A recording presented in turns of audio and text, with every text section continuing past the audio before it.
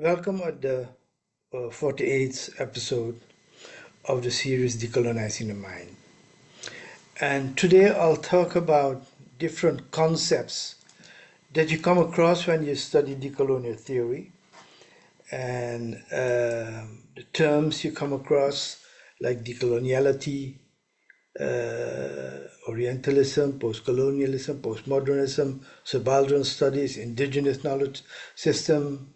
Uh, these are all related when you look at the discussion on um, decolonizing theory, then you'll find some of that.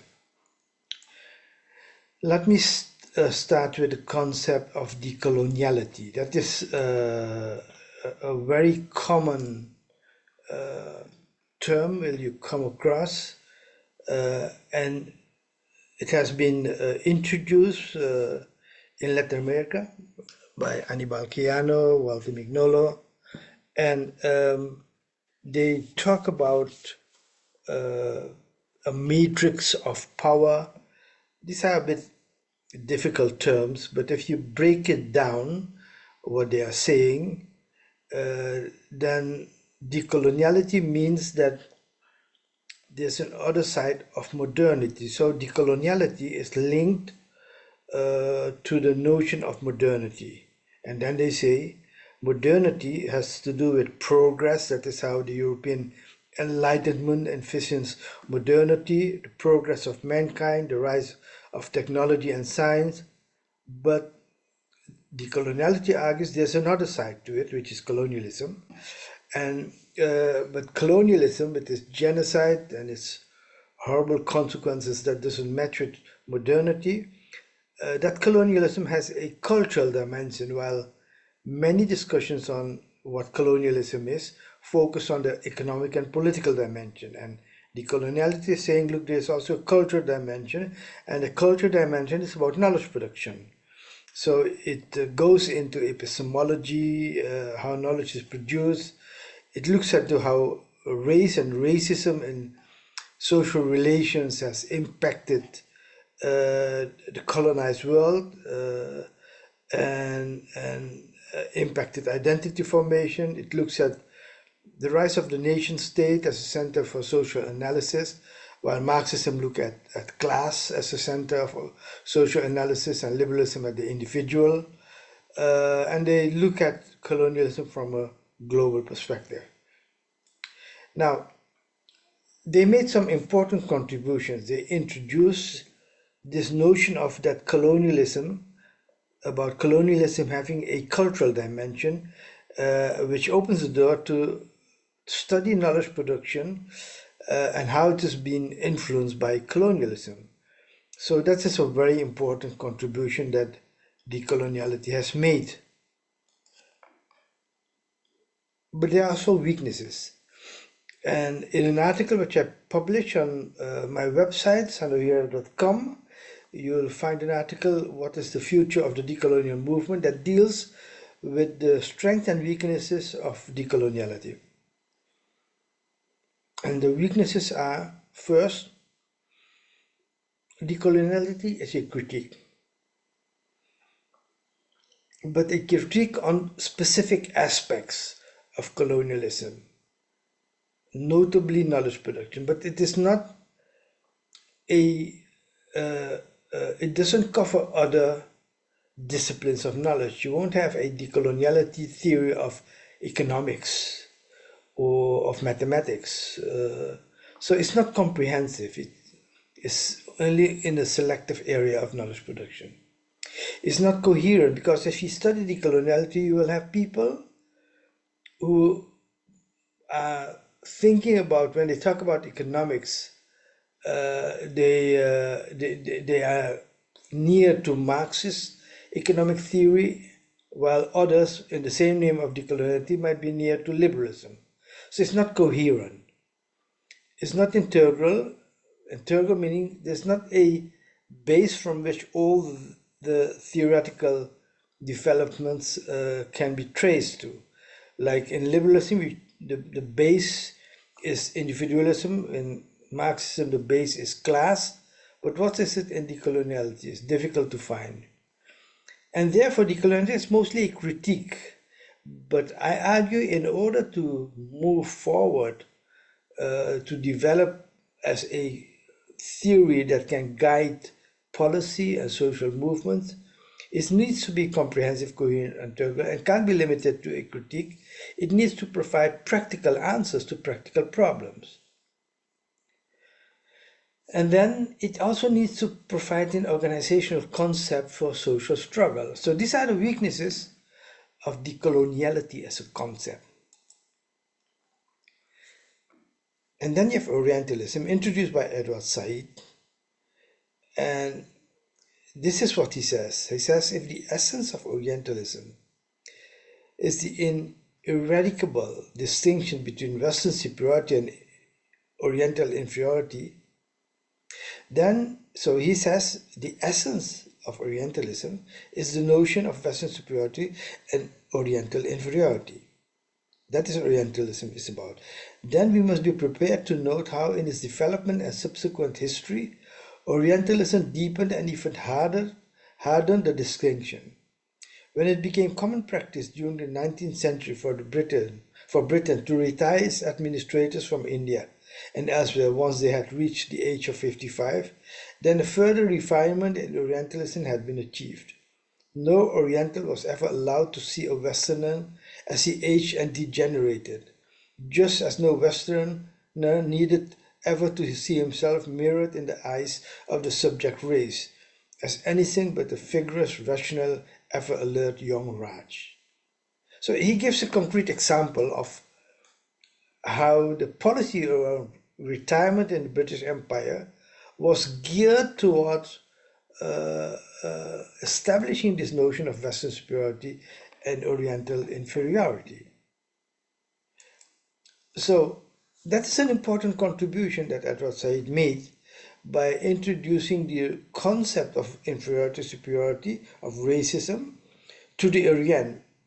It was already outside the Orient. It was there in the Black studies, in Pan-Africanism, it has been there for hundreds of years in the struggle of Black people and indigenous people in the Americas, Abya. But he brought the notion to the Orient and opened the door for extensive description and analysis of the process of Orientalism.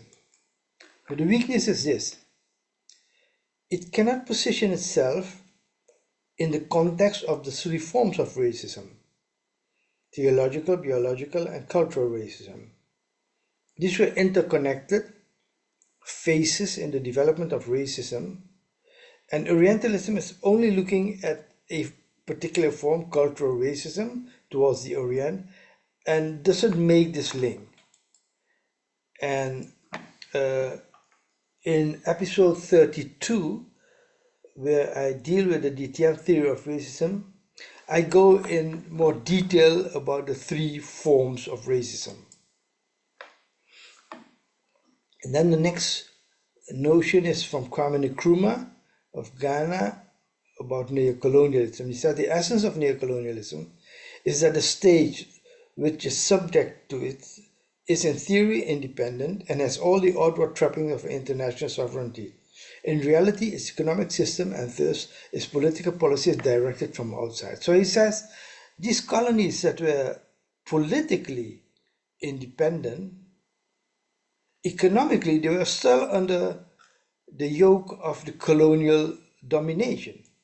And that's why it's not colonialism in political terms, but it is colonialism in economic terms. So introducing the economic aspect economic dimension of colonialism is a major achievement of the theoretical framework of neocolonialism. That colonialism is not only the administrative political aspect of occupation. But the weakness is that it is limited to the political and economic dimension and doesn't extend to other dimensions, the social and cultural dimension. And then you have post-colonialism.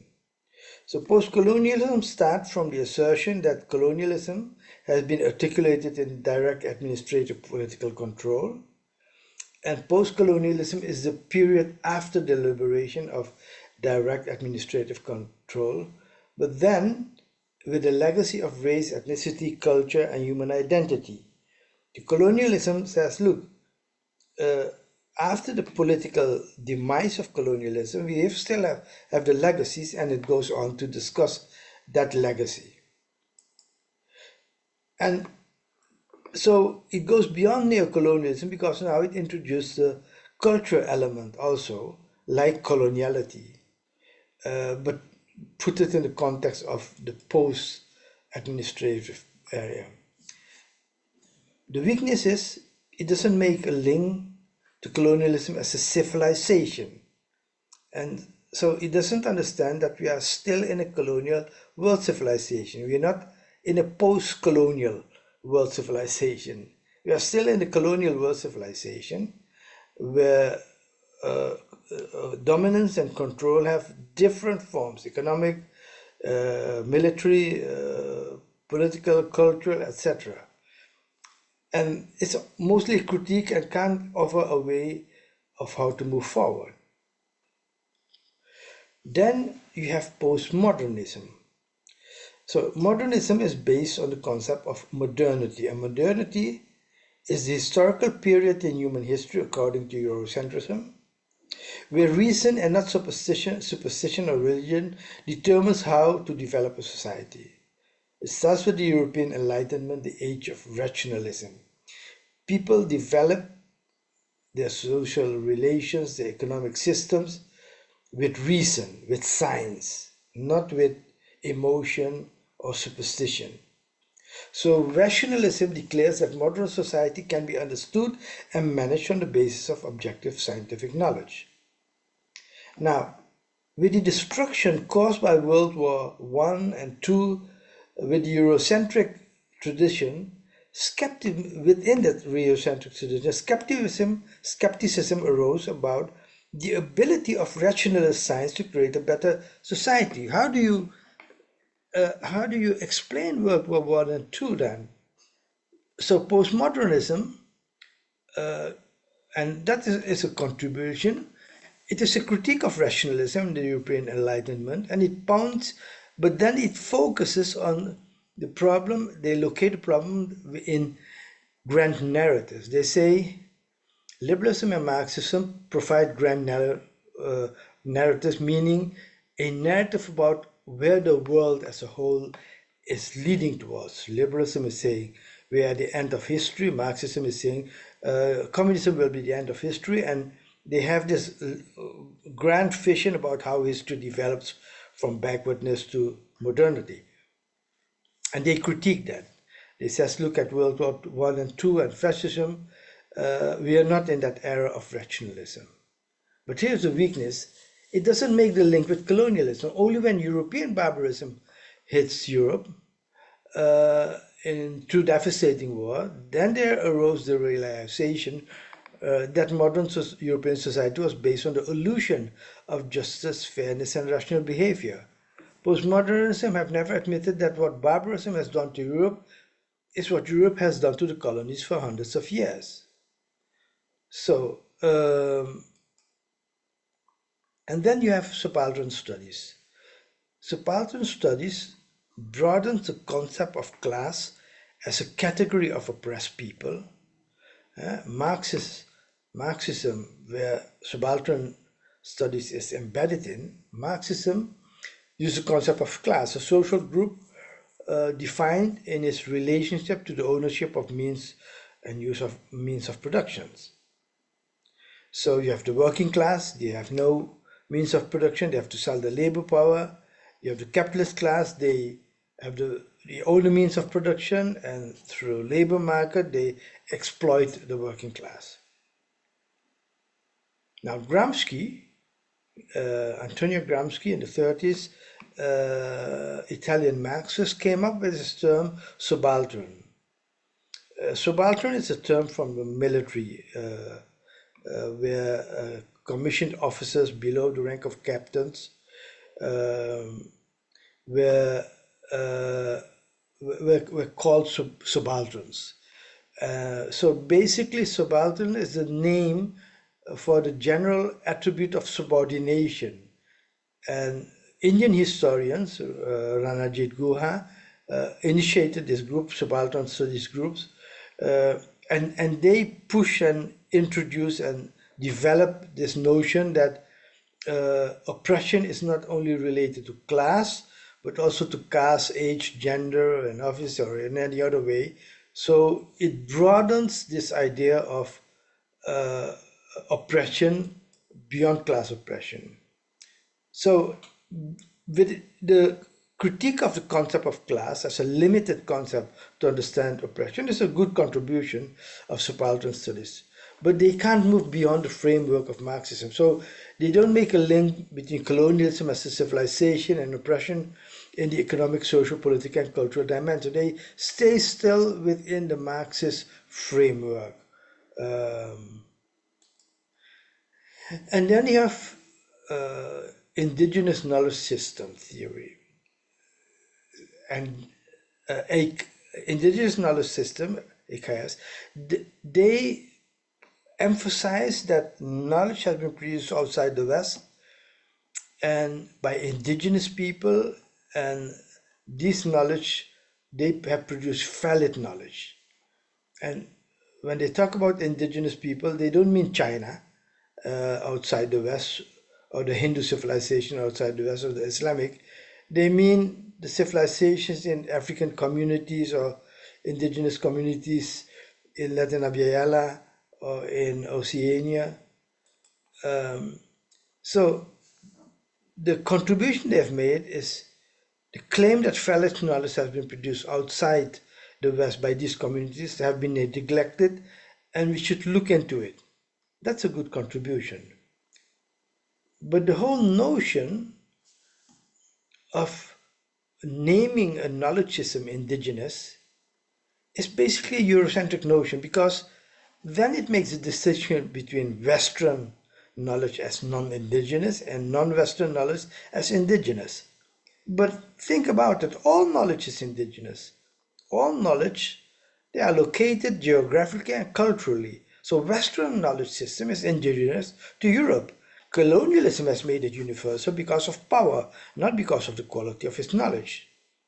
So why refer to some non-Western knowledge as indigenous, as if, European knowledge is not indigenous? And what is indigenous? Is Chinese philosophy indigenous? So you see there's this Eurocentric idea connected to this idea of indigenous knowledge system, rather than naming a knowledge system from the particular location. So we don't talk about uh, general knowledge system, we talk about Eurocentric knowledge, located in Eurocentric. You could talk about Chinese philosophy, or African philosophy. Now, from the DTM theoretical framework, what we do, we look at all these knowledge systems and say we need to reconstruct the disciplines. We do that through a critique of the discipline. What is wrong with Eurocentric economic theory? We look at alternative system that has been developed in the global south, Chinese, Hinduism, Chinese philosophy, Hinduism, Islam, indigenous philosophy from the different communities, and look for useful concept that can be integrated in a trajectory to decolonize the discipline, and then translate this new knowledge into viable policies to build a new pluriversal world civilization. Now, I've dealt with these issues in the book. You could look at the index of it. You could download a PDF of this presentation at sandohira.com, and you can support this channel by subscribing to it. Share it with friends and families and encourage them to subscribe. Get involved in discussion group, or make a donation if you want, and look at sandohira.com how to do that. Thank you very much for your attention, and hope to see you next week.